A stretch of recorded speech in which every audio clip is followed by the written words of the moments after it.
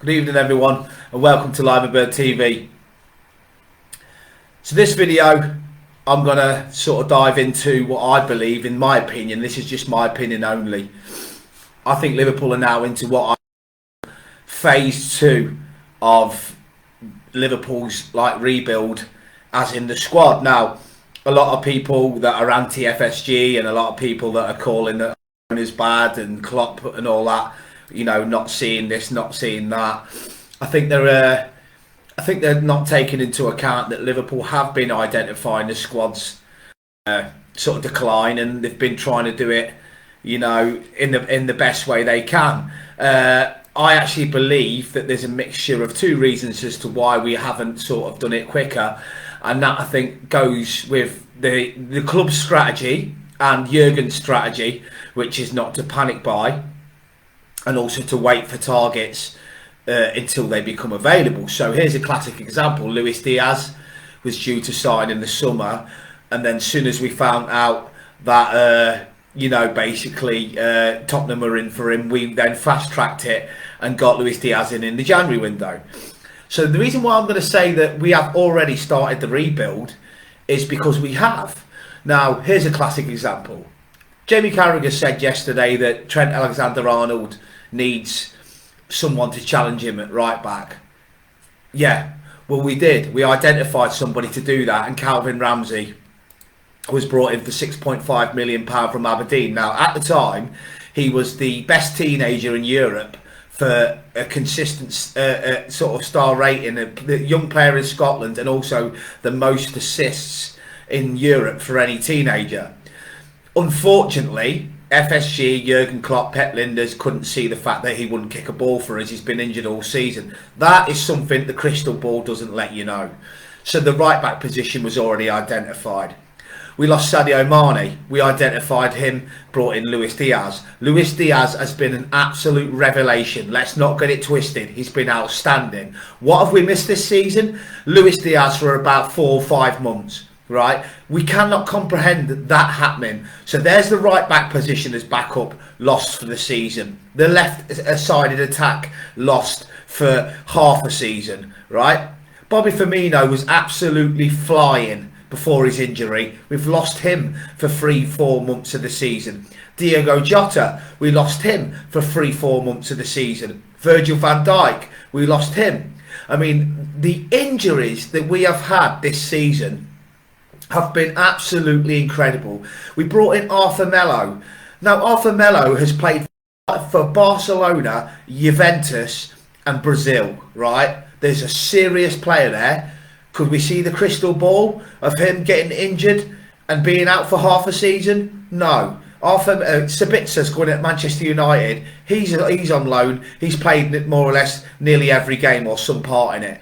So what I'm trying to say to you is Liverpool have identified targets that are going to be brilliant in the long term. Are you telling me that Darwin Núñez isn't going to be fantastic for Liverpool as a striker? He's 23 years old. Luis Diaz is back, right? And we've got Cody Gakpo. Cody Gakpo has come in and he looks a really, really good player, and he's coming to a team that's struggling. Make no mistake about it, Liverpool are now in transition. Now, for the fans that can't handle that expect Liverpool to win FA Cups, League Cups, Champions Leagues and Premier League titles every season, they cannot have a bad run of form. They cannot have a transition without it being perfection. Then you're not going to enjoy the next 18 months. Because I'll tell you why. Everybody compares it to Sir Alex Ferguson, that he managed to always sort of keep the team sort of like going. I'll tell you why. Alex Ferguson had the most money every season. He always had the money to buy the top players. Alex Ferguson was not competing against state-owned football clubs. We are. We're competing against Manchester City, against Chelsea. If you look at the decline of Man United, it came as soon as the state-owned money came into the league. That's when they started to struggle. So Ferguson just used to go out and get the best players all the time. We have to shop in different markets because we can't offer, like Man City offered Erling Haaland, 800 grand a week, right? So some of our fans that want FSG out and want new owners, That's because they want owners that can pay 800 grand a week. But I don't want Liverpool to be like that. I never have. I love the way we go about it, right? We have a nucleus here of a unbelievable team. And I have said this, Gary Neville said this, Jamie Carragher has said this. Liverpool are 2 signings away from being back to our best again. 2. Probably, if 2, when I say 2, I mean 2 starting 11 starters in the centre of midfield. We are probably 4, 5, 6 signings away from getting a really good squad, right? That's what we will bring in phase 2. 4, 5 or 6 players. Now, if the news I shared earlier with regards to the Dutch midfielder coming in from Bayern Munich, then that could be a brilliant start to what I'm going to say is phase 2 of the rebuild. But if you look at it, we've replaced Sadio Mane with Luis Diaz. We've replaced we've replaced Firmino with Darwin Núñez or Cody Gakpo. One of the two, they can rotate positions. So there's that transition. Naby Keita has been absolutely awful for us, right? The worst signing FSG have made. If he wasn't, and he was a brilliant player right now in the prime of his life, we wouldn't even be having the panic in the conversation. He offers absolutely nothing. So that's why we've got to rectify that position, right? Calvin Ramsey, we haven't even seen the boy play yet. Who knows how good he's going to be? You've got lads like Ben Doak. You've got lads like Harvey Elliott, who's going to get better and better and better. You've got lads coming through the academy. Bajcetic is only a kid, yeah? So he's going to get better. So what I'm saying is wouldn't it be boring if we were just like brilliant every single season and there was no transition and we were in like a league like Scotland, like Celtic? I work at Celtic. It's fucking boring, right? The fans are bored. Do you know how many times I see fans stood eating something, right, while the game's on, right? And I'm like, you've just paid for a ticket, why don't you watch it? Oh, sorry, fucking Hearts. It's because they play in a piss poor league and they beat everybody every week and they're the best team in Scotland, right? It gets boring, right? It's never going to be boring for Liverpool because we'll have spells where we're great and then we have to reinvent ourselves. Jurgen Klopp signed an extension because he's seen this coming. He knew that Liverpool were going to need a strong body there to rebuild. Now, we have learnt from the Dortmund situation where what Jurgen Klopp did at Dortmund was unbelievable. But like Liverpool, his team eventually came to the cycle of the end. What Borussia Dortmund did was they got rid of Jurgen and thought that a new manager would do something. They haven't won league titles since, more or less. They haven't got to Champions League finals. The best years of their lives were under Klopp, and they regret it every day letting him go. So what Liverpool will do now is they won't listen to the outside noise of the glory hunting fans who have hired that plane to fly over Anfield because they want, you know, Mbappe, Bellingham and everybody all brought in under one window. They want a Todd Bowley sort of ownership where we spend 600 fucking million and don't even know what team we're putting out. Liverpool won't do that. John Henry has come out and he has said we will be, as we always are, very astute in the market and very clever with our money. And at the end of the day, we get this kid from fucking Bayern Munich for a knockdown fee. He's played for Ajax. He's played for Bayern Munich. He's 20-year-old. He's 6'3". That's the type of players we need to bring in. And then if you think if we can get Jude Bellingham. Now, what I'm hearing is that Klopp actually wants the lad from Bayern Munich and Jude Bellingham to play together as a midfield too. So that would be like a 20-year-old and a 19-year-old. So basically, so it's Gravenberch, Ryan Gravenberch I'm on about, the midfielder from Bayern Munich. So what I'm saying to you is this, is Liverpool fans that have been around the block, I like to class myself as one of them. I remember the days when we had, you know, John Scales, Stig Bjornaby, Bjorn Torre Kavama, Oyvind Leonardsson. You know, I remember the days when we had, you know, Karl-Heinz Riedler, Titi Kamara. I've seen Liverpool evolve and evolve and evolve, and we have been in, you know, the dungeons. Do you know what's incredible of how well we have done?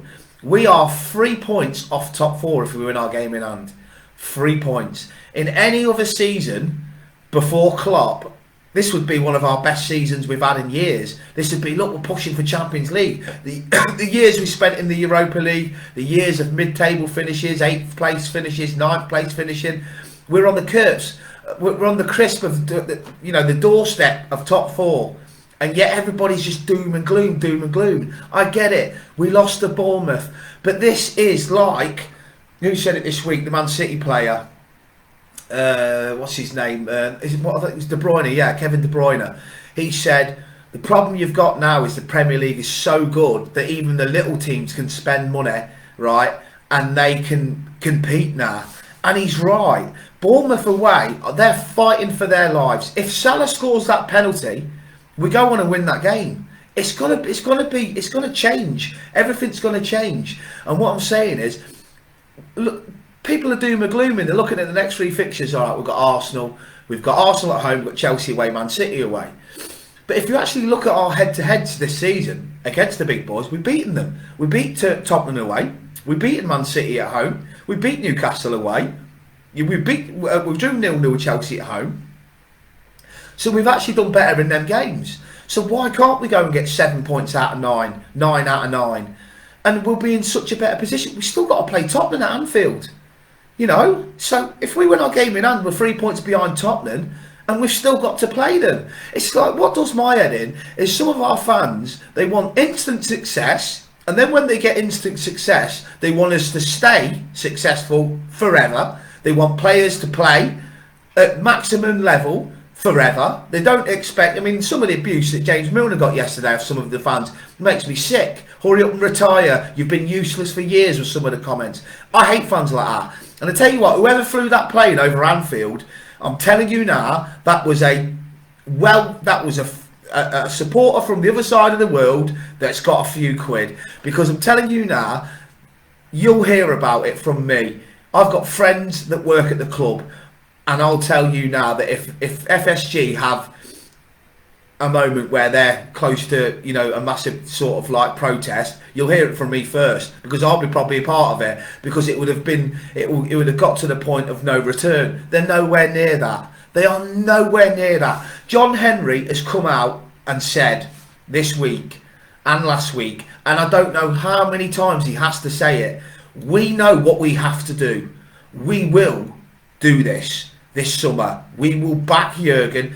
Klopp would have walked. Klopp would have gone either through that bad rut we had, or he'd have gone at the end of the season. He wouldn't have quit mid-season. He'd have said goodbye to the Kop and Anfield, and he'd have left. He would have had reassurances from John W. Henry, from FSG, that he has funds, significant funds available. Now, the reason why I think we'll sign Jude Bellingham is because Klopp would have just rubbished it by now. Klopp would have come out and said, look, we don't have the funds to get Jude Bellingham, so stop asking me the question, stop talking about it, it isn't going to happen, so just end the conversation. That is not the case. He has never said that. He's kept quiet. Jordan Henderson smirking, Trent smirking, Jude Bellingham's liking all of our posts when we beat Man United 7-0, he's liking that. His brother Joe Bellingham's already said that he's more or less going to join Liverpool. Thierry Henry came out the other day and said everybody knows that Bellingham's joining Liverpool. And then you get our fans that have already wrote off top 4. They've already wrote it off. We, you know, if we win our game in number 3 points behind Tottenham, we've still got to play them, right? They've already wrote it, so we're already finishing in the top 8 for them. We're getting Europa League or Europa Conference. They've already, the season's gone. Then they go, well, why would Jude Bellingham sign for us, right, if he's not going to play in the Champions League? Jude Bellingham's not 29 years old that's never played in the Champions League. Jude Bellingham's played in the Champions League for the last 2-3 consecutive seasons. So Jude Bellingham would have confidence in his own ability, and also Jurgen Klopp saying, look, you're going to make the difference. You're going to be the reason we can be in the Champions League for the next few years. And as you can see with my record at Liverpool, I've got Liverpool to 3 Champions League finals. And we've won 1. So you've got more of a chance of winning the Champions League with us.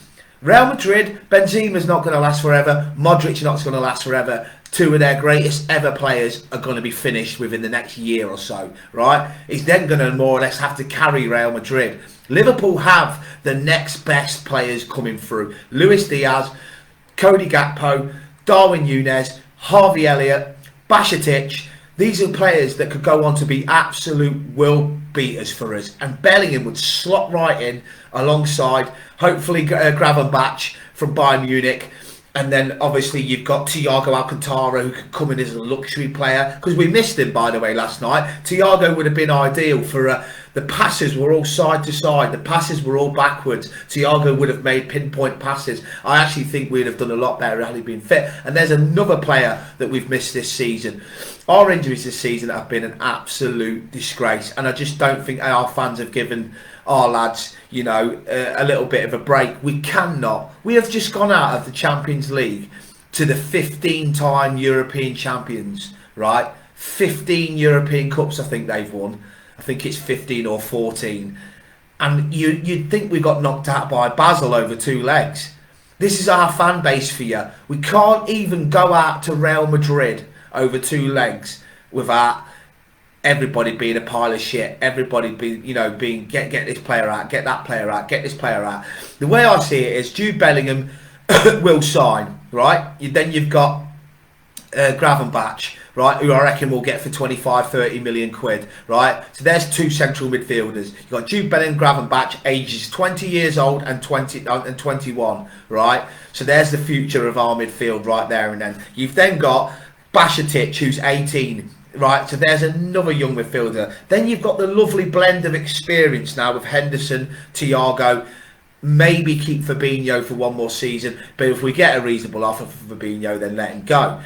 Then you've got to look at who we've got going off the wage bill, right? Off the wage bill, we'll have Bobby Firmino, who's on what, 150 grand a week. Naby Keita, who's on 90 grand a week. Oxlade-Chamberlain's on about 90 grand a week. You've got other big earners who are going to be leaving in the summer, trying to get off the top of my head. Nat Phillips, I know he's not a big earner, but we'll probably get 10-15 million for him in the summer. So what we've got to do is we've got to get all the wage bill trimmed, and then what you've got to think is, with the money we're going to save from bringing in the next, from getting the wage bill trimmed, we can then pay Jude Bellingham, you know, the same wages he'd get at Real Madrid. Because at the end of the day, why not? I mean, Mo Salah, we love him, right? We do love him, but he's coming to the end of his time at Liverpool now. So if we got an offer, I'm not being funny, if we got an offer, you know, from PSG for Mo, and it's in the region of 60, 70 to 80 million, right? Take it. Because then you could play Núñez down the centre. You could have Luis Diaz on the left side, Cody Gakpo on the right side, or you could switch wings. You could have Diaz and Gakpo rotating and Núñez straight down the middle. That's the front three. And then you could have backups, you know, like Ben Doak, who's coming through, and obviously we've got some other talented players. We could bring in another striker. We might have to get in another striker now because Bobby's leaving.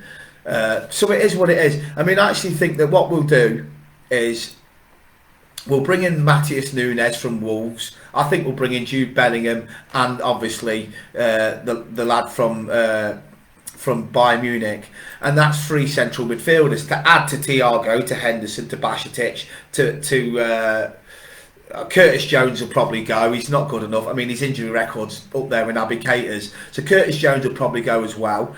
So all I'm saying is this is phase 2 now of the rebuild. Calvin Ramsey was Trent's backup. He's been injured all season. Hopefully this operation will go really well and we'll have him in pre-season. And then Ben Doak's a year older. He's going to hopefully tear up trees and be... They reckon that he's Mo Salah's long-term replacement. So that'd be great. So we can have a blend of mixture of youth and experience. We need another centre defender. Well, hopefully this lad that's a Liverpool fan that plays for Croatia can come in at centre-half. Keep Matip, keep Konate, keep Van Dijk, because we've got 4 really good central defenders then. Konate will get better with age, and I just think he'll take over. Again, another player that needs to stay fit. So what I'm saying is if you're a Liverpool fan that's been there, seen it and done it, like myself, you know that this is going to be a transition, but it could be a quick transition. Because a lot of people have probably forgot how good Luis Diaz is. And when he comes back, he might just offer that little bit of, you know, what Sadio Mane used to offer us, which is such a danger down the left-hand channel. And he's so good, and he's aggressive, and he's good at tracking, and he's good at pressing and running the channels, that I actually think that you might start seeing a little bit of a run going on here. Bournemouth was a bad day. It was. But the Premier League has had a lot of them this season. Liverpool might rise here in this next few games against Chelsea, Arsenal and Man City. Can you imagine, you know, if we go and get 7 points, 9 points out of that, say if we could draw at Man City, beat Arsenal at home, and then beat Chelsea away, you'd be happy with that. And then you're going into the last few games of the season, where we've been good at Anfield generally this season, and you know, we're we've got Tottenham at home still to play. We beat Tottenham. You know, it's just the season isn't going to be that bad, considering the injuries that we've had, and considering the fact that we've got an incredible new stand as well, the Anfield Road end, which will be open next season. Anfield next year is going to be 61,000. And just another thing as well, snobbery, right? I can't stand snobbery in our fan base. People saying, oh, if we don't finish top 4, I'd rather us finish 10th. People like that infuriate me. They infuriate me, because them type of fans wasn't at the games that I've been to, like Dortmund at home when we won 4-3. Games like under Gerard Houllier, Roma when we won 2-0, Barcelona when we won 1-0. The Europa League, right, has its faults because it's Thursday nights and all that. But if we have to drop down into it, let's not forget it's a trophy that Klopp's not won at Liverpool, and if he wins that, then basically he's won every trophy that was put in front of him. But also, it's an extra tool for us to get back in the Champions League next year. So if you're telling me, if we finish 5th this season, we go into the Europa League, go all out to win it. Go all out to win it. Because I'm not being funny, you can get some magnificent ties now in the Europa League. Like Manchester United have had Barcelona over 2 legs.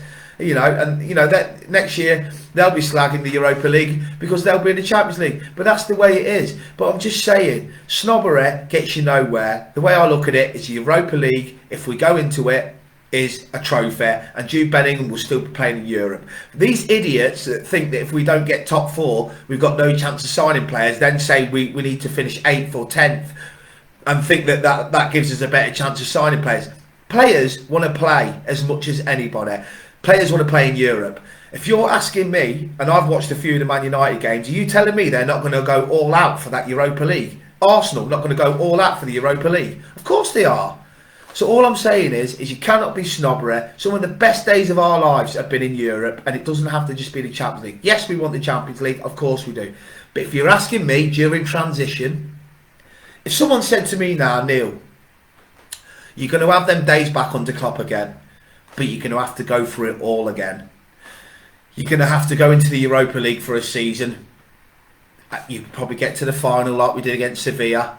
Then you'll build yourself, get back in the Champions League, and then you'll get to a final, and then you'll start winning trophies again. If you ask me to go through all that again, I'd snatch your hand off. Do you know why? Because that is what will happen under Jurgen Klopp. Phase 2 is now beginning. Phase 1 was Calvin Ramsey, Cody Gakpo, Fabio Carvalho, Darwin Núñez, right? That's phase 1, right?